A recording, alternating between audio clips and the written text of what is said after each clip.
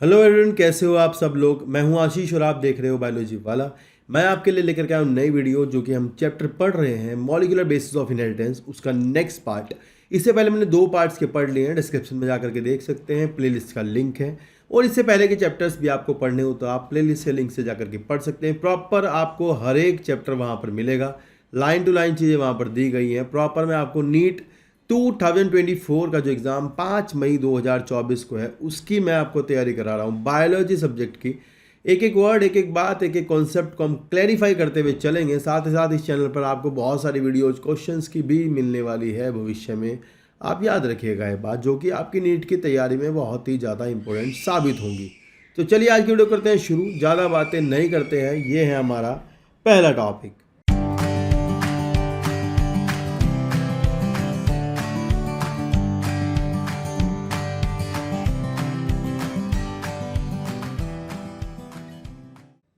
The genetic material is DNA. इससे पहले की जो हमने पढ़ा था कि जो ग्रिफिथ का एक्सपेरिमेंट था, ग्रिफिथ के एक्सपेरिमेंट के बाद ये प्रूव नहीं हो पाया था कि डीएनए ही जेनेटिक मटीरियल है। उसके बाद कुछ और साइंटिस्ट आए थे, उन्होंने ग्रिफिथ के जो काम था उसी काम को दोबारा किया और उस पर उन्होंने काम करने के बाद बताया कि डीएनए ही वो चीज़ है जो कि रफ जो बैक्टीरिया है, रफ सरफेस वाला जो बैक्टीरिया है स्ट्रेप्टोकोकस का, उसको कन्वर्ट करके वो स्मूथ सरफेस वाला बैक्टीरिया बना रहे हैं।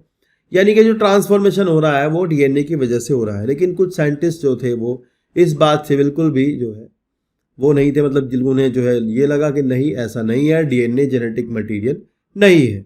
तो उसके बाद एक और नए साइंटिस्ट हैं जिन्होंने काम किया और ये प्रूव किया कि डीएनए ही जेनेटिक मटीरियल है। चलिए करते हैं शुरू। लिखा है, पहली लाइन से ही सवाल आएगा यहाँ से, ये नीट में पूछता है कि who finally proved the genetic material is DNA. ये किसने प्रूव किया कि जेनेटिक मटेरियल डीएनए है। तो लिखा है the unequivocal proof that DNA is the genetic material came from the experiment of Hershey, Alfred Hershey and Martha Chase in 1952। यहाँ से ये ईयर जो है हमें याद करना है।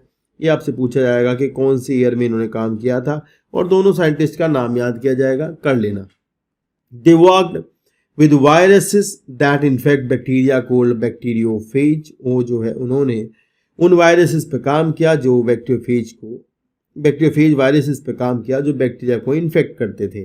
The bacteriophage attached to the bacteria and its genetic material then enter the bacterial cell.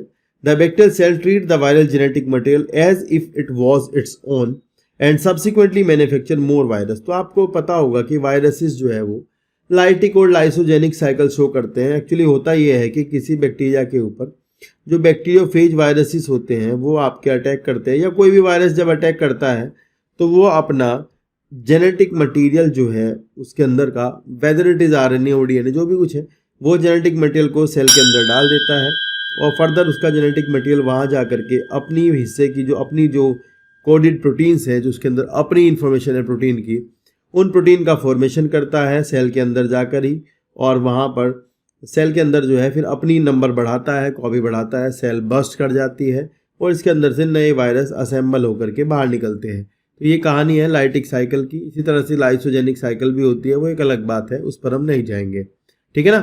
तो ये पर ध्यान रखना कि वायरस का जो इन्फेक्शियस पार्ट होता है वो उसका जेनेटिक मटीरियल होता है। आगे लिखा है the bacteriophage attach to the bacteria and its genetic. मैं दोबारा पढ़ देता हूँ एक बार कि बैक्टीरियोफेज जो है वो अटैच करता है बैक्टीरिया के ऊपर, जेनेटिक मटेरियल को इंट्रोड्यूस करता है, उसके बाद अपनी नंबर बढ़ाता है, अपनी कॉपी बढ़ाता है और उस सेल को छोड़ करके बाहर निकल जाते हैं बहुत सारे वायरस, फिर वो दूसरी सेल पर अटैक करते हैं। Hershey and Chase work to discover whether it was protein और DNA from the viruses that enter the bacteria. तो ये जानना चाहते थे कि भैया जो वायरस का जो सामान बैक्टीरिया के अंदर गया है जिसकी वजह से नए वायरस पैदा हुए हैं वो क्या है, एक्चुअली वो है क्या तो वो डीएनए है या फिर वो प्रोटीन है। तो उन्होंने कुछ क्या किया, उन्होंने कुछ वायरसेस को ग्रो किया एक मीडियम पर, जिस मीडियम में रेडियो एक्टिव फॉस्फोरस थी और some others on medium that contain radio active sulphur. कुछ ऐसे मीडियम पर जहाँ रेडियो एक्टिव सल्फर थी। अब आप सोच रहे होंगे वायरस तो ग्रो नहीं होते हैं। उन्होंने पहले बैक्टीरिया के ऊपर इन्फेक्शन कराया वायरस का, और बैक्टीरिया के ऊपर इन्फेक्शन कराने के बाद बैक्टीरिया को मीडियम में प्रोवाइड किया रेडियो एक्टिव सल्फर, और रेडियो एक्टिव सल्फर S35 और रेडियो एक्टिव फॉस्फोरस P32 ये मीडियम में प्रोवाइड करा गया।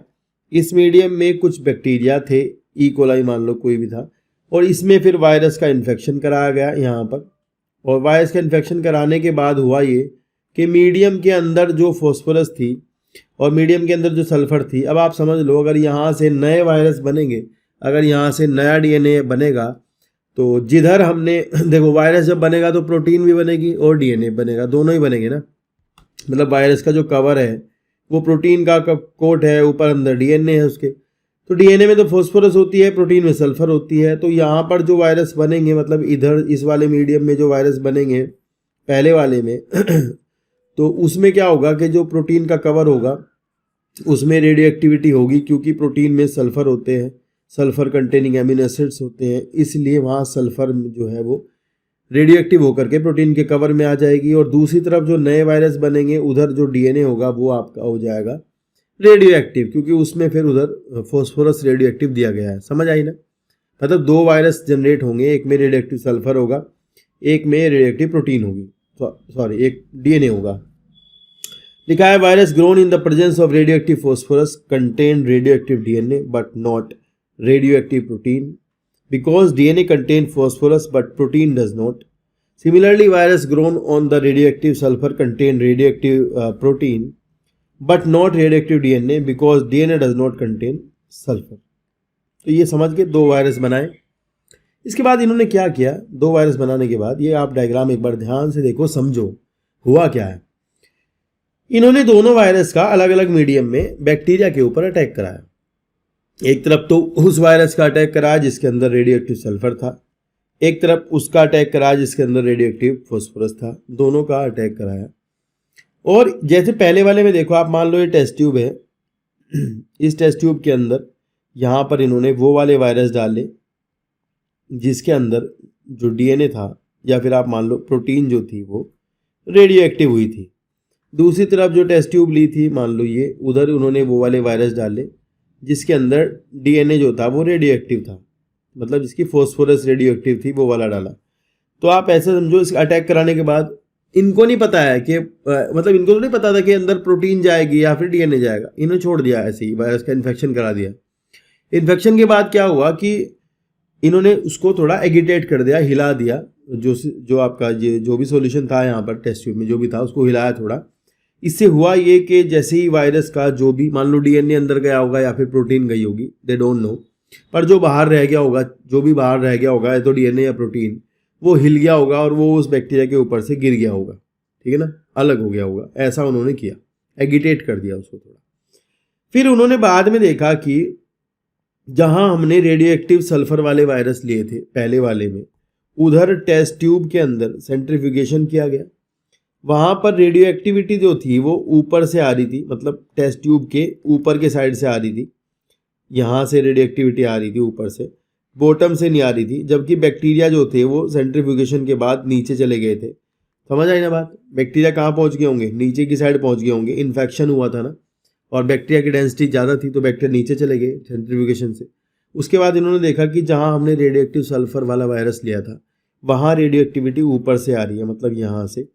और अगर दूसरी तरफ की बात करें तो वहाँ पर सेंट्रीफ्यूगेशन के बाद इन्होंने देखा कि रेडियो एक्टिविटी बॉटम में से आ रही है, नीचे से, यहाँ से। तो इसका मतलब नीचे कौन है? नीचे बैक्टीरिया है। और इधर हमने वायरस कौन से लिए थे? जिनके पास रेडियो एक्टिव फॉस्फोरस था। इधर हमने वो लिए थे जिनके पास रेडियो एक्टिव सल्फर था। तो इसका मतलब रेडियो एक्टिव सल्फर और सल्फर किस में गया होगा? प्रोटीन का पार्ट है, वो फॉस्फोरस डीएनए का पार्ट है। तो जो रेडियो एक्टिविटी ऊपर से आ रही है इसका मतलब ये प्रोटीन के कोट से आ रही है, और जो रेडियो एक्टिविटी नीचे से आ रही है वो आ रही है इसका मतलब डीएनए से। इसका मतलब नीचे बैक्टीरिया है और नीचे डीएनए है, इसका मतलब डीएनए ही जो है वो बैक्टीरियल सेल के अंदर गया होगा। इसका मतलब डीएनए ही जो है वो बैक्टीरियल सेल के अंदर घुसा होगा। बात समझ आई ना मेरी? तो यहाँ इन्होंने बता दिया फाइनली कि भाई डीएनए ही वो सब्सटेंस था जो वायरस का जेनेटिक मटेरियल है, जो बैक्टीरियल सेल के अंदर जाता है और वहाँ से नए वायरस बनते हैं। मतलब उन्हीं के पास वो इन्फॉर्मेशन है जिससे नए वायरस बन के निकलते हैं। प्रोटीन की जो इन्फॉर्मेशन है वो डीएनए के पास है। समझ आया ना? तो इसके बाद फिर लोगों ने कहा कि हाँ ठीक है, डीएनए ही जेनेटिक मटेरियल है, ये बात हुई। तो यहाँ लिखा radio active phages were allowed to attach to E coli bacteria then as the infection proceeded the viral coats were removed from the bacteria by agitating them in the blender. The virus particles were separated from the bacteria by spinning them in a centrifuge. Virus के जो particle था, जो बचा हुआ part था, खोखला जिसे हम कहते हैं घोस्ट, ये जो ऊपर रह गया था, इसको हटाने के लिए इसको थोड़ा एगिटेट कर दिया गया. And bacteria which was infected with virus that had radioactive DNA were radioactive, indicating that DNA was the material that passed from the virus to the bacteria. यानी कि वायरस का जो पार्ट बैक्टीरिया के पास गया है वो डीएनए होता है, प्रोटीन नहीं होता है. Bacteria that were infected with virus that had radioactive proteins were not radioactive and this indicate that protein did not enter the bacteria. इसका मतलब ये है कि प्रोटीन बैक्टीरिया के अंदर नहीं घुसा. And DNA is therefore the genetic material. तो भाई ये अनइक्विवोकल प्रूफ जो है कि डीएनए ही जेनेटिक मटेरियल है, ये फाइनली इन्हीं के एक्सपेरिमेंट से, अल्फ्रेड हार्शे और मैट हचेज के जो एक्सपेरिमेंट है 1952 में जो किया था, उसी से आई. समझ आई बात? चलिए नेक्स्ट हेडिंग है, यहाँ पर अब हम देखेंगे जेनेटिक मटेरियल की कुछ प्रॉपर्टीज. इसके सवाल है, कुछ थोड़े थोड़े सवाल बीच बीच में आएंगे, मैं आपको बताता हुआ चलूंगा कहाँ से क्या पूछा जाएगा. इसमें डायरेक्ट क्वेश्चंस है. चलिए पढ़ते हैं. लिखा है properties of genetic material DNA versus RNA. मतलब ये जानना चाहते हैं कि डीएनए एक अच्छा जेनेटिक मटेरियल है या फिर आरएनए एक अच्छा जेनेटिक मटेरियल है. जेनेटिक मटेरियल की प्रॉपर्टी होती है जो भी उनको अच्छे से शो करता है वही अच्छा जेनेटिक मटेरियल होगा. From the foregoing discussion it is clear that the debate between proteins versus DNA and the genetic material was unequivocally resolved from Hershey and Chase experiment. ये सवाल है, इनके बाद फिर फाइनली प्रूव हो गया कि डीएनए ही जेनेटिक मटेरियल है. It became an established fact that it is DNA that act as genetic material. However, it subsequently became clear that in some virus, ये नीट में लाइन आएगी, सवाल डायरेक्ट आएगा, पूछा आएगा, मार्क कर लो, याद कर लो. लिखा है RNA is a genetic material. For example tobacco mosaic virus, QB bacteriophage. तो ये आरएनए इनके अंदर होता है वायरस. ये सवाल है भाई, बहुत पक्का पूछेंगे, इनमें से किसके अंदर आरएनए जीनोम है. तो आप बता दोगे कि जो क्यूबी बैक्टीरियोफेज है और जो आपका टोबैको मोज़ेक वायरस है उसके अंदर आरएनए जीनोम है. लिखा answer to some of the questions such as why DNA is predominant genetic material whereas RNA perform dynamic functions of messenger and adapter has to be found from the difference between chemical structure of two nucleic acid molecule. लिखा है it should be able to generate its replication. यहां पर लिखा है कि genetic material की कुछ property होनी चाहिए. 4 प्रॉपर्टी जेनेटिक मटेरियल दी है. देखो क्या क्या दिया है. लिखा है it should B generate it's replica. सबसे पहले तो जेनेटिक मटेरियल जो भी होगा वो अपनी कॉपी कर सकता हो, 1 नंबर बात है ये. दूसरा लिखा है it should be stable chemically and structurally. दोनों तरह से वो स्टेबल हो, केमिकली भी स्टेबल स्ट्रक्चर होनी चाहिए और स्ट्रक्चरली भी स्टेबल स्ट्रक्चर हो. It should provide the scope for the slow changes. यानी कि उसके अंदर हल्के हल्के म्यूटेशंस हो सकते हो, चेंज हो सकते हो, जिससे कि मतलब जो इवोल्यूशन के लिए रिक्वायर्ड है. हल्के छोटे चेंज, बड़े चेंज नहीं. It should be able to express itself in the form of Mendelian character. यानी कि वो जो है एक्सप्रेसिबल हो, मतलब जैसे मेंडेलियन फैक्टर्स थे उसी की बात हो रही है, मतलब एक्सप्रेस करता हो, अपने अंदर जो इन्फॉर्मेशन छुपी है उसको दिखाता हो. ठीक है. तो लिखा है if one examine each requirement one by one because of the rule of the base pairing and complementarity both the nucleic acid double standard RNA DNA have the ability to direct their duplication. The other molecule in the living system such as protein fail to fulfill first criteria. तो यहाँ सवाल ये है कि protein जो है पहला ही criteria fulfil करने में नाकामयाब हुआ. प्रोटीन अपनी कॉपी डायरेक्ट नहीं बना सकता है, इसलिए प्रोटीन तो जेनेटिक मटेरियल नहीं है. ठीक है.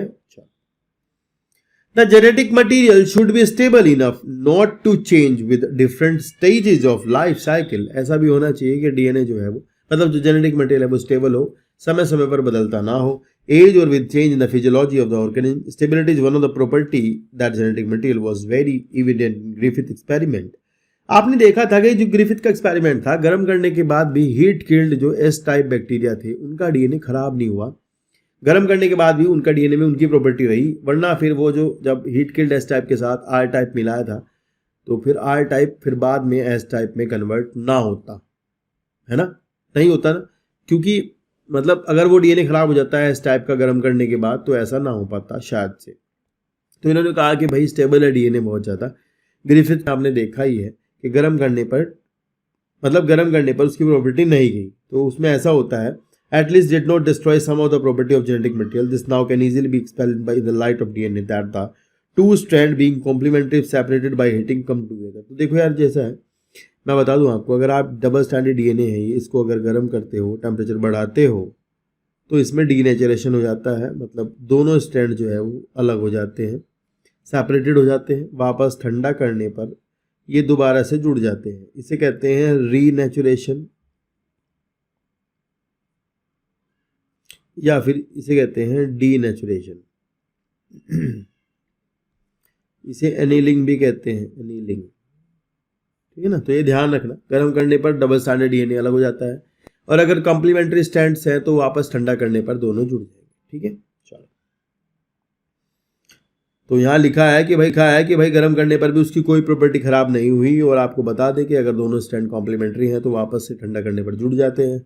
When appropriate conditions are provided, further 2' OH group represent at every nucleotide in RNA is reactive group and makes RNA labile and easily degradable. तो ये ध्यान रखना कि भैया बहुत अच्छा सवाल है, आपको पहले बताया था मैंने कि जो RNA के पास 2' OH शुगर है, ये 2' OH शुगर जो है यहाँ पर, इस पर सेकंड कार्बन पर हाइड्रोक्सिल ग्रुप होता है, राइबो शुगर है, आपको पता होगा। और ये जो हाइड्रोक्सिल ग्रुप है दूसरे कार्बन का यहाँ वाला, ये आरएनए को रिएक्टिव बनाता है। इसी हाइड्रोक्सिल ग्रुप की वजह से ही आरएनए कैटालाइटिक प्रॉपर्टी शो करता है, इसी की वजह से आरएनए एक एंजाइम की तरह काम करता है, इसी की वजह से ही आरएनए रिएक्टिव है, लेस स्टेबल है। लेकिन डीएनए में यहाँ पर हाइड्रोक्सिल ग्रुप नहीं होता है, यहाँ हाइड्रोजन होता है, जिसकी वजह से डीएनए जो है वो आपका स्टेबिलिटी शो करता है और रिएक्टिव नहीं होता, और एंजाइम की तरह भी काम नहीं करता। आरएनए जबकि एक एंजाइम की तरह भी काम करता है, कैटालिटिक पावर उसके अंदर होती है, ठीक है। चलो, तो यहाँ लिखा है कि भैया ये बहुत अच्छा सवाल है, मार्क कर लेना, पक्का आएगा लिखा हुआ। RNA is now also known as catalytic. RNA अगर कैटालिटिक है तो आरएनए एंजाइम की तरह काम करता है। आपको आगे बताऊंगा मैं कि 23 srRNA, 28 srRNA, ribonuclease P, SNRNPs, ये आरएनए होते हैं जो कि एंजाइम की तरह काम करते हैं। Hence reactive, therefore DNA chemically is less reactive and structurally more stable. तो डीएनए ही अच्छा जेनेटिक मटेरियल है जो कि रिएक्टिव भी नहीं है और स्टेबल ज़्यादा है, ठीक है। Therefore among the two nucleic acid the DNA is better genetic material, मतलब डीएनए इस जंग को जीत जाता है। In fact the presence of thiamine, तो ये भी सवाल है, थायमिन के पास मिथाइल ग्रुप होता है, आपको पता है, यूरेसिल के बजाय, तो मिथाइल ग्रुप की वजह से ये आपको एक्स्ट्रा स्टेबिलिटी डीएनए को देता है। ये कह रहे हैं कि ये एक आगे की कक्षाओं में पढ़ा जाएगा, तो देखा जाएगा, पढ़ा जाएगा नहीं पढ़ा जाएगा, पर यहाँ तो बताया नहीं है, ठीक है। पर ये याद रखना कि thymine provide extra stability to the DNA. Both DNA and RNA are able to mutate, दोनों जो है वो आपस में म्यूटेट कर सकते हैं, उनमें म्यूटेशन हो सकता है। In fact RNA being unstable mutate faster rate, RNA stable नहीं है तो वो फास्ट रेट पर म्यूटेट करता है। Consequently virus is having RNA genome and having shorter life span mutate and evolve faster. तो आरएनए का जो है वो छोटा जीनोम होता है, वो म्यूटेशन भी तेजी से करते हैं, तो आरएनए में बड़े बड़े चेंज एकदम आ जाते हैं, मतलब बड़ा चेंज आरएनए एक ही बार में शो करता है, ये ध्यान रखना। RNA can directly code for the synthesis of the proteins, तो ये यहाँ पर थोड़ी आरएनए के साथ फायदा जुड़ा हुआ है। देखो यार ऐसा होता है कि डीएनए से पहले आरएनए बनता है और आरएनए से फिर बनती है प्रोटीन, तो ये दो पार्ट में पूरा होता है काम। ट्रांसक्रिप्शन पहला स्टेप है, दूसरा स्टेप है ट्रांसलेशन। पर अगर ये कह रहे हैं कि आरएनए से डायरेक्ट प्रोटीन बनती है, मतलब डीएनए को प्रोटीन बनाने के लिए आरएनए पर डिपेंडेंसी शो करनी पड़ती है। पहले डीएनए आरएनए बनाएगा, फिर आरएनए से प्रोटीन बनेगी, लंबा प्रोसेस है। तो ये कह रहे हैं आरएनए इस काम के लिए तो अच्छा है कि प्रोटीन बना सकता है डायरेक्ट, सही बात है। And hence can easily express the character DNA however is depend on the RNA for the protein synthesis. The protein synthesising machinery has evolved around the RNA. Protein synthesis करने वाली machinery जो है वो RNA के इर्द गिर्द या RNA के चारों तरफ घूमती है। द अबाउट डिस्कशन, ये इसका मतलब ये है कि जो राइबोसोम होता है, मैं लिख देता हूँ यहाँ पर, राइबोसोम जो है वो आपका बना होता है आरएनए का, आरएनए का एक्चुअली, इसलिए कह रहे हैं कि प्रोटीन सिंथेसाइजिंग मशीनरी वो इसके इर्द गिर्द घूमती है, क्योंकि राइबोसोम भी राइबोन्यूक्लियो प्रोटीन्स होते हैं, आरएनए और प्रोटीन के बने होते हैं। तो इसलिए लिखा है। And the about discussion indicate that both RNA and DNA can function as the genetic material. RNA भी डीएनए भी दोनों जो है वो जेनेटिक मटेरियल की तरह फंक्शन कर सकते हैं, पर अच्छा जेनेटिक मटेरियल डीएनए है। अगर हम स्टोर करने के लिए बात करें इन्फॉर्मेशंस को, तो डीएनए अच्छा स्टोर करता है। ये नीट में सवाल आएगा, मार्क कर लेना पक्का। लिखा है कि DNA being more stable, DNA जो है वो ज़्यादा स्टेबल होता है, इसलिए वो चीज़ों को स्टोर करने में ज़्यादा फायदेमंद है, जबकि जो ट्रांसमिशन ऑफ जेनेटिक इन्फॉर्मेशन है वो आरएनए करता है। तो ये सवाल है, 2 क्वेश्चन यहाँ से बन जाएंगे, पूछ लेंगे आपसे कि जो ट्रांसमिशन ऑफ इन्फॉर्मेशन है वो बेटर कौन करता है, तो आप बताओगे आरएनए, और स्टोर जो करता है वो डीएनए होता है। क्लियर है? Next RNA world. From the forgoing discussion an immediate question become evident which is the first genetic material. दुनिया में पहला जेनेटिक मटेरियल कौन था? याद कर लेना, RNA is the first genetic material. पहला जेनेटिक मटेरियल आरएनए था, डीएनए नहीं था। It shall be discussed in detail in the chapter on the chemical evolution, but briefly we shall highlight some of the fact and point. RNA was the first genetic material. There is now enough evidence to suggest that essential life process, जैसे कि metabolism, जैसे कि translation, जैसे कि ribosome जो बना होता है वो भी आरएनए का है, जैसे कि स्प्लाइसिंग आप आगे पढ़ोगे वो भी आरएनए काटता है, मतलब आरएनए एक एंजाइम की तरह भी काम करता है। इवोल्व अराउंड द आरएनए, मतलब ये कह रहे कि दुनिया में पहले आरएनए ही आया होगा, क्योंकि आरएनए सारे काम कर लेता है, एंजाइम भी है, इन्फॉर्मेशन भी रखता है, राइबोसोम भी उसका बना है। RNA used to act as a genetic material as well as a catalyst. There are some important biochemical reaction in living system that are catalyzed by the RNA. तो हम पढ़ेंगे आगे, कुछ एंजाइम होते हैं, राइबोजाइम्स जिन्हें कहते हैं, जो आरएनए के बने होते हैं, प्रोटीनों के बने हुए नहीं होते। But RNA being a catalyst was reactive and hence unstable, therefore DNA has evolved from the RNA. तो स्टोर करने के लिए आरएनए से एवोल्यूशन हुआ और डीएनए बना। And DNA being double stranded and having complementary strand further resist change by the evolving a process of repair. तो मतलब DNA के पास एक और ख़ास चीज़ होती है कि DNA में रिपेयर होता है, क्योंकि देखो यार ऐसा है, मान लो DNA का डबल स्टैंड है, ये डबल स्टैंड है DNA का, तो DNA के डबल स्टैंड के साथ एक फ़ायदा है, मान लो यहाँ A है, T है, G है, C है, तो ये हमें पता ही है कि इधर T आएगा, इधर A आएगा, इधर C आएगा, इधर G आएगा। तो अगर आरएनए है और आरएनए में यहाँ पर कुछ डिलीशन हो जाता है, प्रॉब्लम हो जाती है, तो इसका कॉम्प्लीमेंट्री स्टैंड तो है नहीं जिससे ये पता लगे कि यहाँ पे क्या था। तो कॉम्प्लीमेंट्रिटी होने की वजह से, दो स्टैंड होने की वजह से डीएनए के पास एक एक्स्ट्रा पावर है जिससे कि वो रिपेयर कर सकता है, रिपेयर का मैकेनिज्म उसके पास है। समझ आई बात? चलो, तो अभी इम्पोर्टेंट हेडिंग है रेप्लिकेशन, काफ़ी इम्पोर्टेंट टॉपिक है, बढ़िया टॉपिक है, एकदम मस्त, ठीक है ना। तो इसको बच्चे समझने में प्रॉब्लम करते हैं, यहाँ से 1-2 सवाल आ भी जाता है नीट में, ठीक है। ध्यान से हम पढ़ेंगे, पहले हम उसका पार्ट पढ़ेंगे पहले वाला, उसके बाद 2 पार्ट में दिया है। पहले पार्ट में पढ़ेंगे कि डीएनए रेप्लिकेशन सेमी कंजर्वेटिव होता है, उसके बाद पढ़ेंगे प्रोसेस ऑफ डीएनए रेप्लिकेशन। चलिए शुरू करते हैं। यहाँ लिखा है, पहले फोटो देख लेंगे, आप पहले पढ़ लो एक लाइन। यहाँ लिखा है कि रेप्लिकेशन एक्चुअली होता क्या है, तो आपको पता होना चाहिए कि रेप्लिकेशन ऑफ डीएनए, जैसे कि आपको 11th क्लास में पढ़ाया गया था सेल डिवीजन। तो सेल डिवीजन के अंदर आपने देखा था यूकैरियोटिक सेल जब सेल डिवाइड करती है तो वहाँ पर सेल साइकिल होती है, उसमें G1 phase, S phase, G2 phase और M फेज होता है। तो जो आपका S फेज होता है, ये इस S फेज में डीएनए का कॉपी होता है, इस S फेज में डीएनए रेप्लिकेशन होता है। यूकैरियोटिक सेल की बात हो रही है, ये जरूर ध्यान रखना। बैक्टीरिया में ये सेल साइकिल नहीं होता, G1 S G2 M, bacteria के अंदर ऐसा नहीं पाया जाता, आपको ध्यान रखना होगा ये बात। और इस S फेज में आपका डीएनए रेप्लिकेशन होता है। जबकि अगर आप कोई कहे कि बैक्टीरिया में कब होता है डीएनए कॉपी, तो बैक्टीरिया में जब बैक्टीरिया को डिवाइड करना होता है और एक बैक्टीरिया डिवाइड करके 2 बना रहा होता है, तो उससे पहले एक डीएनए का जो कॉपी होती है वो उससे पहले होती है, मतलब just before the cell divide the DNA will replicate to form 2 copies inside the bacteria। तो ये ध्यान रखना, वहाँ पर S फेज ना लगा देना भाई, गलती ना करना प्लीज़। हाँ चलो, replication while the proposing the double helical structure of DNA Watson and Crick. तो जिस समय डीएनए की स्ट्रक्चर को वाटसन क्रिक दुनिया में बता रहे थे, उसी समय इन्होंने बताया कि भैया डीएनए अपनी कॉपी कैसे करता होगा।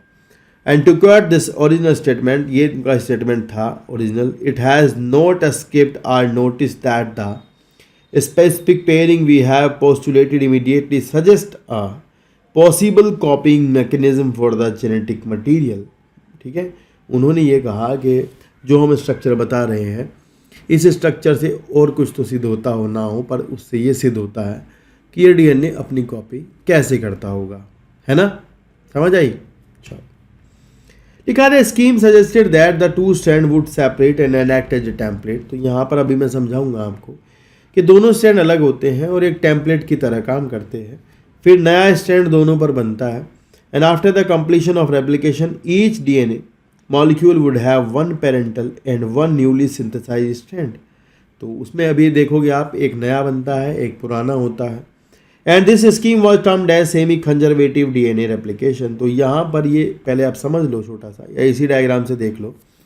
मान लो ये जो है आपका डीएनए है, इस पे ऐसे लिखते हैं 5 to 3 5 2 3 और 5 और लिखेंगे 5 और 3, ठीक है, ऐसा है। तो यहाँ पर आप देखो ध्यान से, ये डीएनए के स्ट्रैंड है, पहले डीएनए स्ट्रैंड पहले अलग होगा, तो दोनों स्ट्रैंड जो अलग हुए हैं, सेपरेट हुए हैं, सेपरेटेड दोनों स्ट्रैंड यहाँ पर टेम्पलेट की तरह काम करेंगे। दैट मीन्स दोनों स्ट्रैंड पर ही नया डीएनए बनेगा। सेपरेटेड दोनों स्ट्रैंड टेम्पलेट की तरह काम करते हैं। ये भी स्टेटमेंट बन के नीट में आता है कि in DNA replication the both strand act as a template DNA. तो आप सही कर देना, दोनों स्ट्रैंड टेम्पलेट की तरह काम करते हैं, उसके बाद नया स्ट्रैंड बनना शुरू होता है, दोनों पर ही नया स्ट्रैंड बनता है। तो ये जो ब्लू वाला है ये न्यूली सिंथेसाइज्ड है, और जो पुराना है ये ओल्ड वाला है, पेरेंटल स्ट्रैंड इसको कह देंगे, लाओ पेरेंटल है।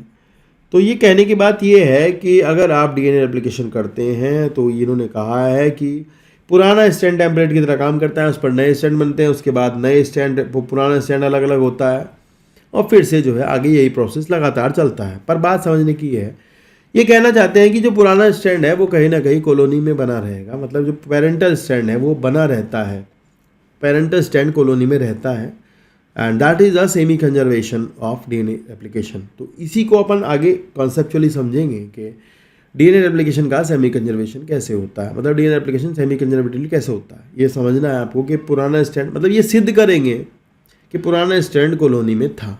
समझ आई ना बात।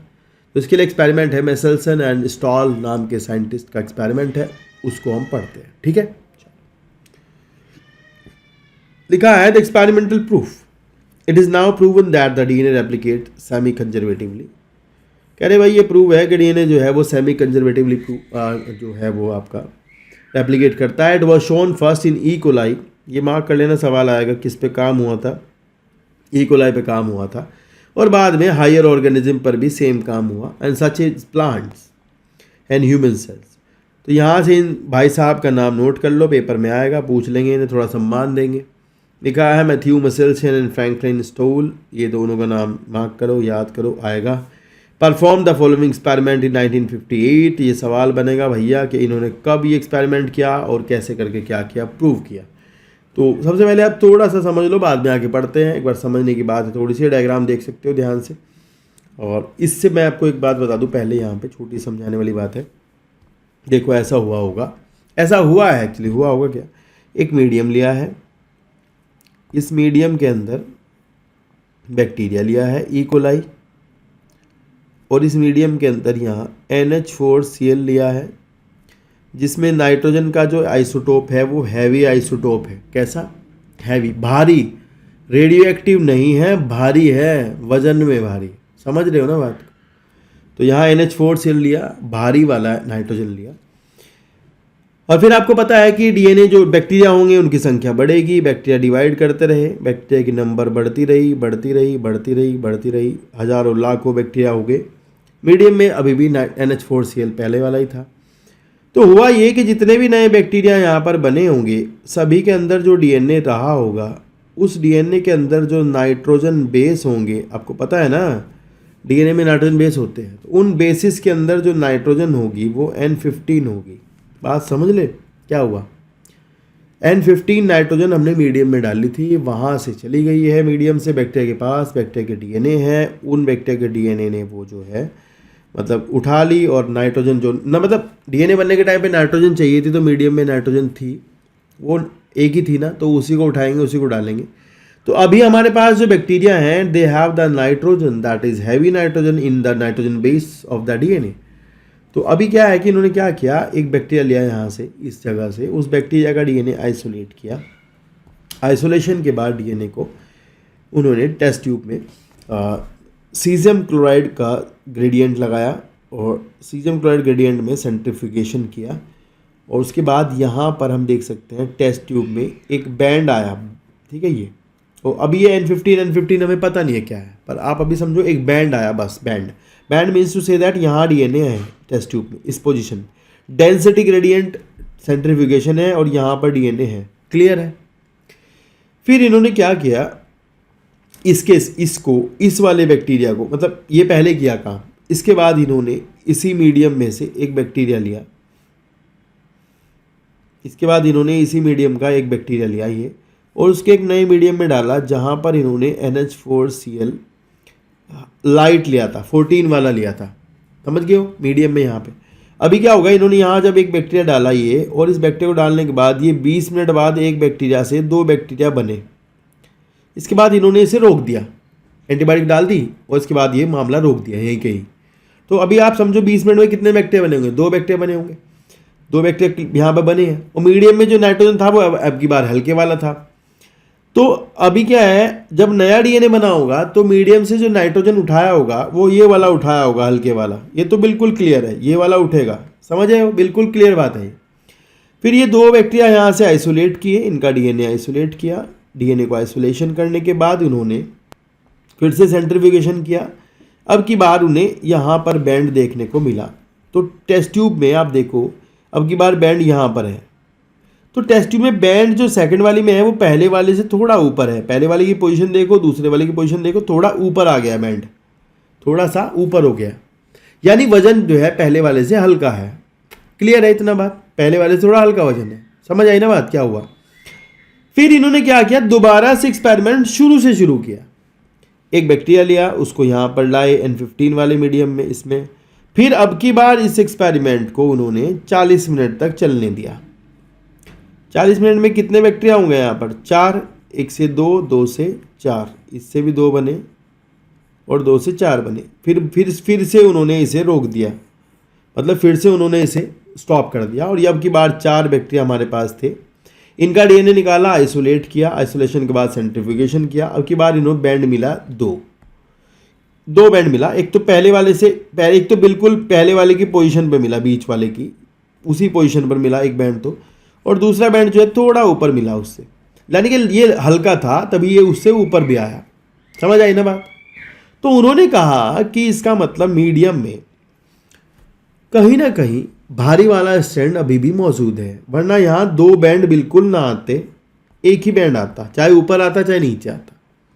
इसका मतलब भारी स्ट्रैंड डीएनए मौजूद है अभी भी मीडियम के अंदर, आप देख सकते हो यहाँ पर। हुआ क्या होगा, ये 2 स्ट्रैंड थे डीएनए के जिनमें N15 थे दोनों के दोनों, फिर नया मीडियम जो था वो NH4Cl का था, तो अब की बार जो नया डीएनए बना होगा उसमें जो नाइट्रोजन आई होगी वो N14 आई होगी, तो अब की बार आप देख सकते हो ये हाइब्रिड डीएनए है दोनों, जिसमें एक स्ट्रैंड N14 है, एक N15 है। इसके बाद एक्सपेरिमेंट हमने 20 मिनट के बाद फिर से 40 मिनट चलाया, उसके बाद हमने देखा कि हमारे पास यहाँ पर ऐसा हो सकता है कि क्योंकि दोनों स्ट्रैंड टेम्पलेट की तरह काम करते हैं, तो अगली बार ये दोनों जो है, ये पहले वाले दोनों अलग होंगे, ये भी अलग होगा, ये भी अलग होगा, उनके ऊपर नया डीएनए बनेगा, और यहाँ पर जो मीडियम में NH4Cl है वो अभी भी 14 वाला ही है, तो फिर नया स्ट्रैंड भी हल्के वाला ही बनेगा। तो इससे क्या होगा, हमारे पास 2 स्ट्रैंड तो हल्के बने और 2 हमारे बने इंटरमीडिएट साइज के, मतलब ना तो भारी ना हल्के और बीच वाले। तो ये बीच वाले होने की वजह से यहाँ 2 बैंड आते हैं, तो इससे ये प्रूव्ड हो जाता है कि फाइनली अभी भी जो भारी वाला स्ट्रैंड है वो कहीं ना कहीं इस मीडियम में मौजूद है, समझ आई ना। तो इसका मतलब है DNA replication is semi conservative, समझ आई ना बात। तो एक बार थ्योरी पढ़ते हैं फिर से आएगा समझ। लिखा है दे ग्रो ई कोलाई, पहली बात तो सवाल ये कि किस पे काम हुआ था, E coli in a medium containing 15 NH4Cl, ये भी ध्यान रखना है। 15 nitrogen is the heavy nitrogen, ये भी ध्यान रखना है। As the only nitrogen source for many generations the result was that N15 was incorporated in the newly synthesised DNA, नए बैक्टीरिया जो बने उनमें अब N15 घुस चुका था, as well as other nitrogen containing compounds. This heavy DNA molecule could be distinguished from the normal DNA by centrifugation on cesium chloride density gradient, centrifugation किया। तो ये कह रहे कि नोट कर लो कि ये रेडियो एक्टिव नहीं है 15, ये भारी है, ये रेडियो एक्टिव नहीं है, नीट में आएगा ये भारी है, भारी, तो ये इसीलिए डेंसिटी के अकॉर्डिंग सेपरेट भी हो सकता है, समझ आई ना बात। फिर लिखा है then they transfer the cell into the medium with normal NH4Cl that is N14 and took sample at various definite time, 20 minute बाद, 40 मिनट बाद, 60 मिनट बाद, ऐसे. As the cell multiplied and extracted the DNA that remained as double-stranded helix, the various samples were separated independently on cesium gradient to measure the density of the DNA. Can you recall what the centrifugal force is? Then think why a molecule with higher mass would be sedimented faster. तो सही है भाई, भारी जो है वो नीचे जाएगा, हल्का ऊपर रहेगा.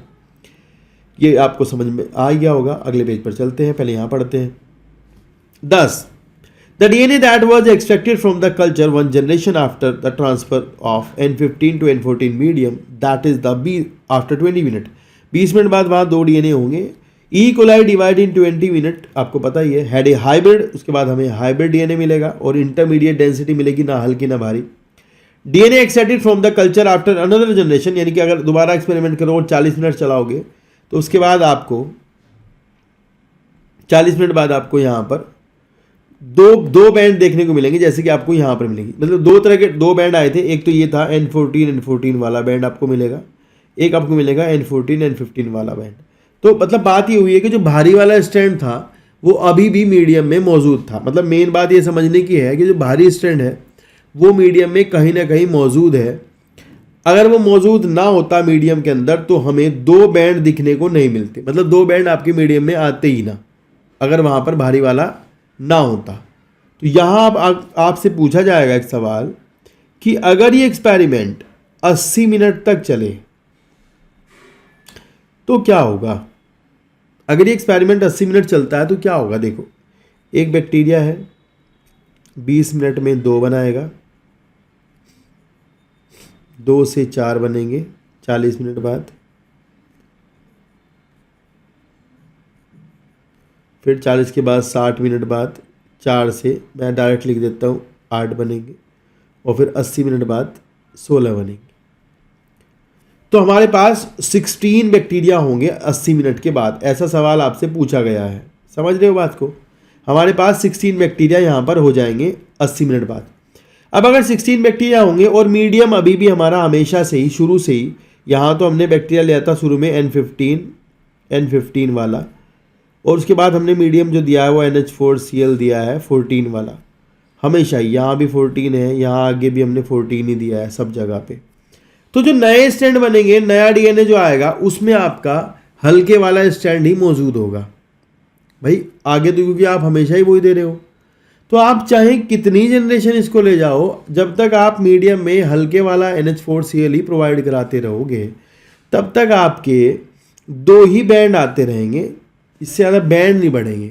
और पेरेंटल स्ट्रैंड अभी भी पॉपुलेशन में मौजूद रहेगा, चाहे आप कितने आगे ले जाओ, पेरेंटल स्ट्रैंड मौजूद रहेगा. तो 16 जो बैक्टीरिया प्राप्त होंगे, उन 16 बैक्टीरिया के अंदर आपको लगभग 14 बैक्टीरिया तो मिलेंगे आपको N14 वाले, और आपको मिलेंगे 2 बैक्टीरिया मिलेंगे आपको N14 वाले. तो आपको यहाँ रेशो जो मिलेगा वो मिलेगा 2:14 का, यानी 1:7 का रेशो आपको यहाँ पर प्राप्त होगा. तो एक सवाल है जो यहाँ पर पूछा गया है, पूछा जाता भी है कि भाई अगर ऐसा होगा तो क्या होगा. तो यहाँ से आपको ध्यान से देखना है. यहाँ लिखा है कि the compose of equal amount of DNA, this hybrid DNA and of light of DNA, if E. coli was allowed to grow for 80 minute, आपको बता दिया मैंने. तो आंसर है 1:7. आगे लिखा है इसी तरह का सेम एक्सपेरिमेंट एक और साइंटिस्ट थे जिनका नाम था टेलर. तो सवाल ये है कि टेलर ने विसिया फैबा पर रेडियो एक्टिव थाइमिडीन की मदद से काम किया था और ये बताया था कि DNA रेप्लिकेशन सेमी कंजर्वेटिव होता है. ठीक है ना, बात समझ आई मेरी बात. तो ये ध्यान रखना है, डायरेक्ट क्वेश्चन आएगा यहाँ से, किसने किस पर कब काम किया था. ठीक है ना. तो इस वीडियो को हम यहीं पर समाप्त करते हैं. इससे अगली वाली वीडियो में हम पढ़ेंगे प्रोसेस ऑफ DNA रेप्लिकेशन और आगे वाले पार्ट को. होप्स आपको वीडियो अच्छी लगी होगी. अगर जो भी आपको अच्छा नहीं लगा या फिर जो भी आपको समझ नहीं आया तो कमेंट करके पूछ सकते हैं. और इससे आगे के पार्ट देखने के लिए ज़रूर बने रहना चैनल पर. और जिन्होंने सब्सक्राइब नहीं किया अब तक सब्सक्राइब कर लो. नीट का सिलेक्शन जो होगा वो यहीं से होगा, गारंटी ले लो इस बात की, ठीक है ना। तो आप पढ़ते रहना, बस मैं आपकी मदद करता रहूँगा ऐसे ही लगातार। मिलते हैं नेक्स्ट वीडियो में, टेक केयर।